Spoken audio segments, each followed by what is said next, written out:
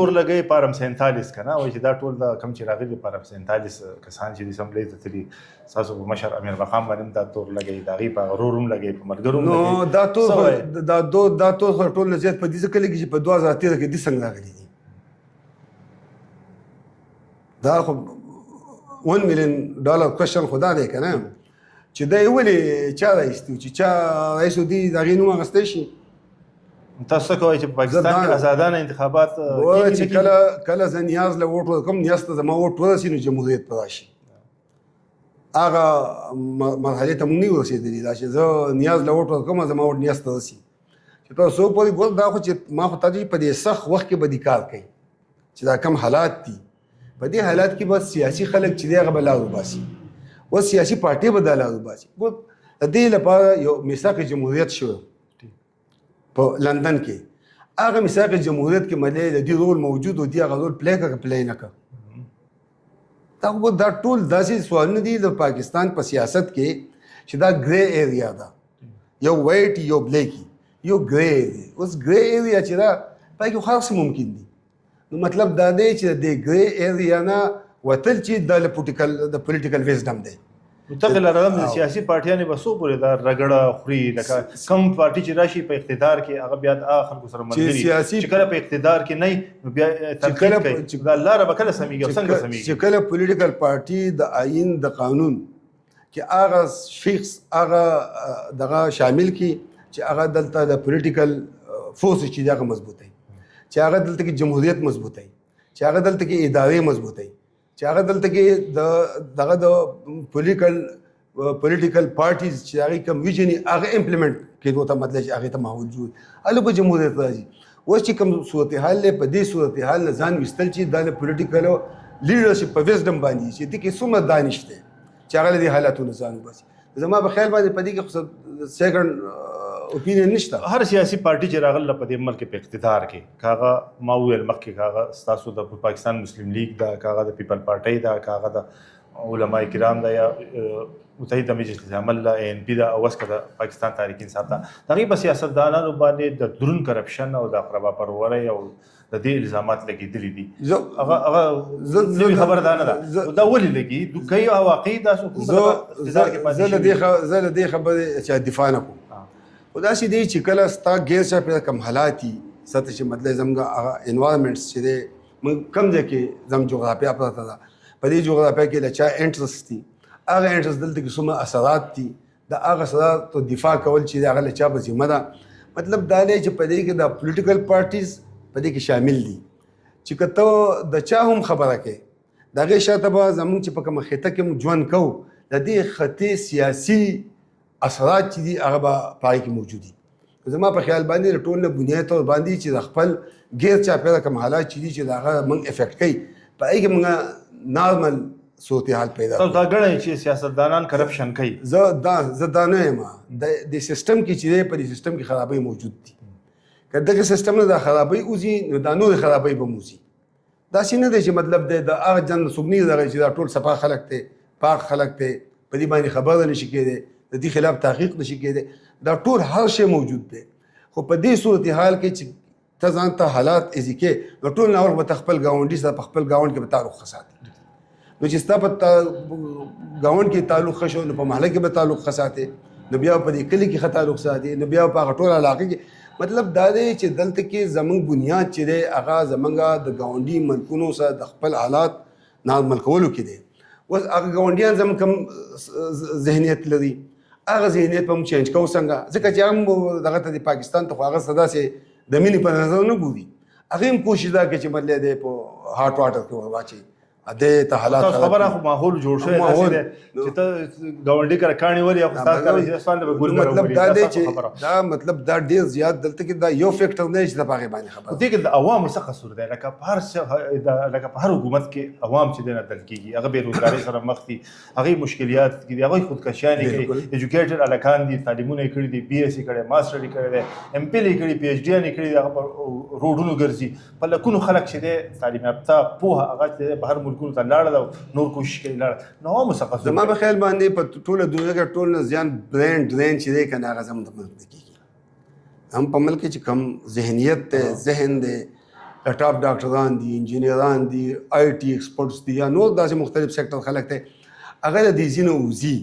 نو چې وځي نه دا برانډ ډیزاین چې دی دا زموږ لپاره ډېره خطرې خبره ده، او په کار ده چې په دې باندې غور وشي چې دا ټول نه اول خو هغه خلک ځای کړی شي چې هغه به دلته کې د تبدیلۍ دپاره د خلکو د ژوند د ښه لپاره به هغې څه کار کوي. موجوده وخت کې د آی ټي چې دا داسې سیکټر دی چې که په دې کې د هلکانو ټریننګ وشي، هغو ته هغه مواقع ورکړی شي. اوس مطلب دلته کې دغه د آی ټي پارک ضرورت دی. دا ما واده هم کړی و، که زه منتخب شم نو زه به په سوات کې آی ټي پارک جوړوم. دا مې ځکه کړی وه چې دا آی ټي پارک چې دا ټول نه ایزي ځای دی چې ته فیسلټیز ورکړې، انټرنیټ ورکړې، نور چې هغه انټرنیشنلي دا هلکان په هغې باندې خپل بزنس کولی شي. زما په خیال باندې په یو کال سنټرز کې باندې چې 2 غنټې یو هلک کینی او هغه چې کم پروډکټ دی هغه باندې هغه سیل آوټ کوي. زما په خیال باندې د دې ملک ته به د ډالرو باران راځي. سیلیکان ویلیز چې دی په دنیا کې هغه د ټول نه زیات پیسه چې د هغه دغه ته راوړي، د خپل ملکونو ته راوړي. د نن د هندوستان دغه چې دی د مهاراشټر او تاملناډو دا چې دا د آی ټي دغه دي د هبز دي، په کار دا دی چې موږ دلته کې د آی ټي پارکس چې دي دا موږ په هر ډیویژنل هیډ کوارټر کې جوړ کړو. زما خو دا واده و د خلکو سره چې که زه دغه شو زه به آی ټي پارکس راوړم. راځو لږ دغه سیاست بیا پروګرام به سرته رسو. اوس د صوبې وزیر اعلی هغه راځي او په سټیډیم کې چې دی نو اسمبلي لګوي. دغه مقصد جدا دی، واضح دی چې موږ یو پیغام ورکوو چې موږ دنیا ته یا خلکو ته چې راشي او د اسمبلي حال ویني او موږ چې کوم خلک ته دغه سوچ دی او دغه پالیسي دي دې د څه ګورئ؟ زه د چیف منسټر صاحب ته زه حیران یم چې د کم کار دی نو د هغه کار نه کوي. اوس دغه ځای کې د ناسته چې د خلکو ته اسمبلي ښوول نه و، که اسمبلي ښوولی خو مطلب چې دا اسمبلي به ګیټ مې کولاو کړی و، په هغې کې ډېر شی وزیټر ګیرلیز دي، وختن په وختن به د یونیورسټو هلکان به یې راوستل، د کالجونو هلکان به یې راوستل، ټریډرز به یې بول، د هغې مشران به یې بول، د چیمبر اف کامرس خلک به یې بول، د هغو سره به کېناستي، په هغې به میټینګز کول، او چې کله بجټ جوړی چې د هغو هغه مشورې چې دی پکې شاملولې. دا به له د اصلي کار دی. او بیا د مختلفو علاقو لپاره یو پلان ورکول، د هغې د ډیولپمنټس لپاره مطلب څه ځای کې به د کمیونیکیشن ضرورت وي، څه ځای کې به د الکټریسټي ضرورت وي، څه ځای کې به مطلب د انټرنیټ ضرورت وي، په څه ځای کې به د سکول کالج یونیورسټو د هیلث دغه ضرورت وي. په کار دی چې د په دې باندې کار کړی او په دې 14 کاله کې د پی ټي آی هغه ویژن چې دی چې هغه د خلکو ته رسېدلی وي. دی چې په دې سټیډیم کې ناستې دا ارباب نیاز سټیډیم دی. ارباب نیاز چې دی دا د پېښور ډېر لوی سړی تېر شوی دی، د کارونه کړي وو، د خپل وخت کې د پېښور نمایندګي کړې وه، د هغې په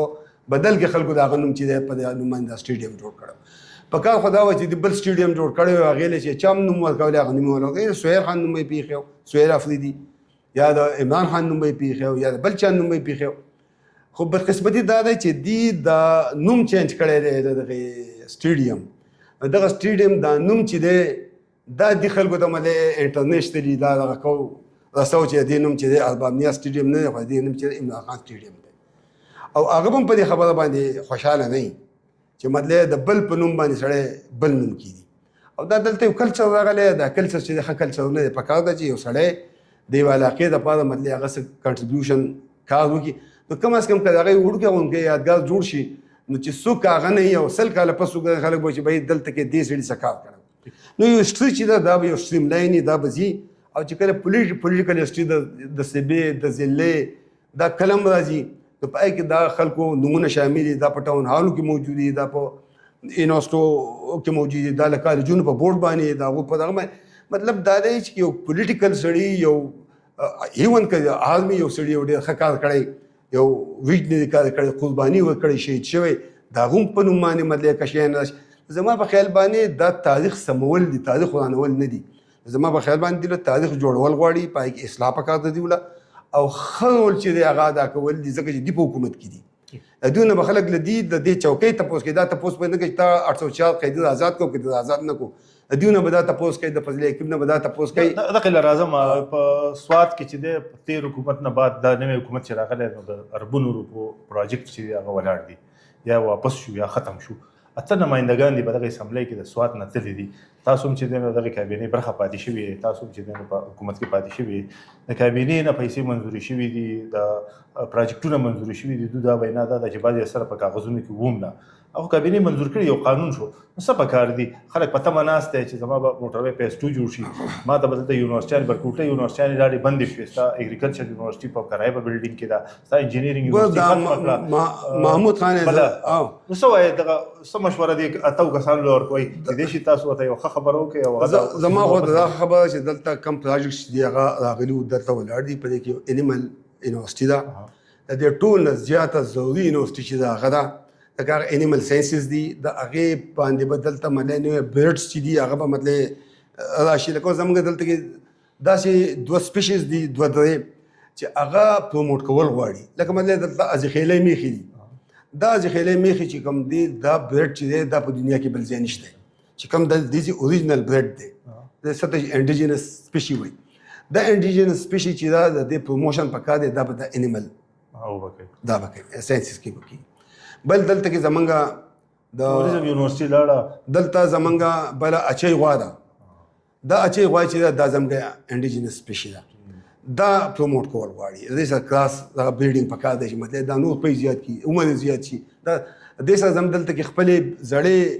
ګډې بیزي دي د هغې سپیشیز چې دغه زموږ د موسم سره د دې سره هغه انډیجینس سپیشیز دي هغه به پروموټ کول غواړي زه ګورم دا انیمل دغه چې د ساینسز دا یونیورسټي ډېره ضروري ده دلته د انجینیرینګ یونیورسټي کیمپس دی هغه د دې هلکانو دپاره د روزګار دپاره یو ښه دغه دی چې پای کې شارټ کورس هم شروع شي او لانډ کورسز پکې هم شروع شي چې دا د سکل هینډز چې دا زیات شي درېیمه یونیورسټي دلته کې چې دغه اګریکلچر یونیورسټي ده چې زموږ دا ټوله علاقه د اګریکلچر سره تعلق ساتي زموږ د انسټیټیوټ چې دی ریسرچ انسټیټیوټ دی ډېر ښه کار کوي 2 بریډز د په وریجو کې راوړل زما خیال نه یم څه بریډ دغه کړی دی ایجاد کړی دی نو دا څیزونه چې دي دا د خلکو د ژوند د بدلېدو لپاره ډېر زیات ضروري دي نو د دې فوکس پکار دا دی چې دا شته کارونه چې دا مکمل کړي دا هغه چې دا سوات ته راورسوي دا موټروی دلته چې دې کومې وعدې کړي هغه دې ځای ته ورسوي باقي دا داسې شی دی چې کم سړی خبره کوي دا هم کرام الکاتبین لیکي لکه څنګه چې د اوبو ناس کرام الکاتبین دی لیکي که یو سړی نمایندګي کوي دلته هم کرام الکاتبین لیکل کوي چې د څومره بجټ راغی دا بجټ چېرته ولګېدو چېرته ونه لګېدو د دې سټینډرډ سره زما په خیال باندې دا بیا په اخر وخت کې دا رسېږي دا ټولې خبرې چې دا هغه فیس کوي دا معاملات چې دي دا اخري پوښتنه راځم څه د سوات عوام ته څه میسیج ورکوئ چې کوم خلک یې سملو ته ودرېږي چې خپلې تجربې په بنیاد د سوات تاریخي مسایل حل شي د سوات خلکو ته ما به دا درخواست چې مهرباني وکړئ د خپل سر نه دا غیر ضروري شیان چې دا وباسئ هر سړی چې خپل نماینده منتخب کوي د هغه کرکټر ته ګورئ د هغې ایجوکیشن لیول ته ګورئ د هغه پولیټیکل کار ته ګورئ ووټ والا ورکړئ بیا ترې تپوس کوئ اوس داسې دي چې په پټه باندې ووټ ورکوي ولې ورکوي څه ضرورت دی لکه مطلب ځکه چې دا ټول دغه به ستاسو غاړې ته وي دا دل دی او د دې شملو د غاړې دي نو که خم ممبر منتخب وي نو هم ستاسو د غاړې ده او که خراب ممبر منتخب کړي هم ستاسو د غاړې ده نو ښه خبره دا ده چې ځان سیاسي کي پولیټیکل پارټیانې جوین کړي چې کومه پولیټیکل پارټي خوښه ده یخ په یخه دې ورته لاړ شي د هغې ممبرشپ ته وکړي په دنیا کې سیاست چې دی دا له ټول نه د عبادت د خلکو د خدمت د ټول نه غټه ذریعه ده دا ټول خلک چې دی دا یو کوشش دا روان دی چې دا خلک د سیاست نه لرې کړي او دا چې دا له ټول نه خطرناکه خبر ده چې د دې یوت چې دی د دې انټلیکچوالز چې دي د دې پروفیسر ډاکټرز استادان چې دي دا د تاسو د سیاست د سیټ ته کوي نو چې تاسو سیاست کوي د اهل خلک په ځای دا خلاف به څوک پوره کوي که نه نه اهل خلک په راځي نو چې نه اهل خلک راځي د بیا فایده به شي د علاقې ته وطن ته خلکو ته زما په خیال باندې ټولو خلکو ته پکار چې د خپلې خوښې پولیټیکل پارټي جوین کړي ښکاره کار پکې کوي او خلکو ته پته چې دا د پولیټیکل پارټي ورکر دی دی لیډر دی زما په خیال باندې دا حل دی چې ډېره زیاته مننه واجد علي خان صاحب موږ سره ناست وو هغوی چې خپل ګرانقدر خبرې ستاسو سره شیر کړئ شریک کړئ دې سره زموږ د پروګرام وخت سرته رسي خپل قربان یاز احمد خان ته واجد علي خان ته اجازت ورکړئ د الله په امان